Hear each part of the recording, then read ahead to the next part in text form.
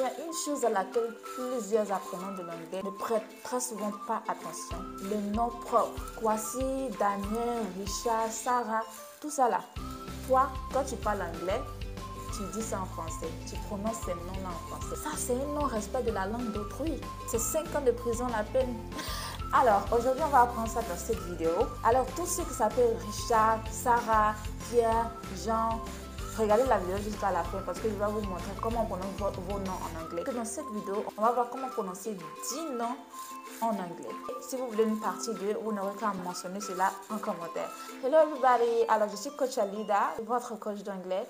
Alors je vous invite à rester jusqu'à la fin parce que ce qu'on va apprendre dans cette vidéo là, c'est tellement énorme. Dans cette vidéo, on va apprendre non seulement à savoir prononcer ces mots en anglais, mais aussi à travailler votre accent anglais. Moi, je parle l'anglais américain, du coup, je prononce les noms en anglais américain. Si vous entendez quelqu'un d'autre prononcer le même nom d'une façon différente, ça veut tout simplement dire que la personne prononce avec un autre accent anglais, par exemple l'accent britannique, australien, nigérien, etc.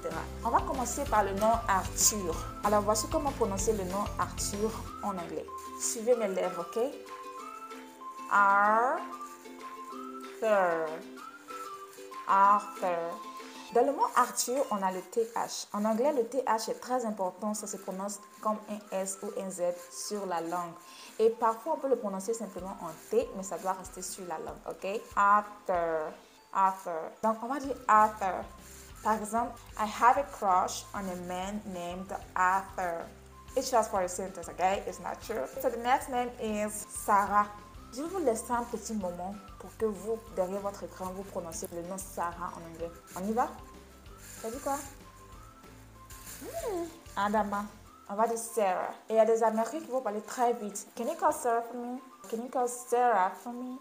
Le troisième nom, c'est Isaac. Donc, comment vous allez prononcer Isaac en anglais? On va dire Isaac. Alors, attention, Isaac, ça se prononce de deux façons. On peut dire Isaac.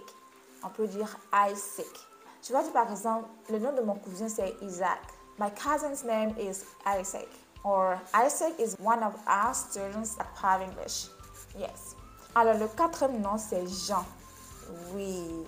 Donc, tous ceux qui s'appellent Jean là, laissez un commentaire sous cette vidéo si vous avez réussi la prononciation avant que je prononce. Jean en anglais, c'est John. Donc, à ne pas confondre. De la même façon, c'est écrit en français là. En anglais, ça se lit jean. Et jean, vous savez que ce sont les pantalons qu'on porte là. Voilà. Le cinquième nom, c'est Mathieu. Vous savez qu'en anglais, tous les noms qui contiennent le TH, c'est un peu compliqué. Mathieu, ça va se lire Matthew. Matthew. Observez très bien mes lèvres et essayez de répéter après moi. Matthew. Donc, le TH, ça va faire comme ça. Matthew. Mais ça doit être sur la langue. Anyways, exercez-vous et c'est comme ça que vous allez mieux réussir. Alors, pour éviter que cette vidéo soit trop longue, on va faire une partie 2 dans une prochaine vidéo. Abonnez-vous pour la partie 2.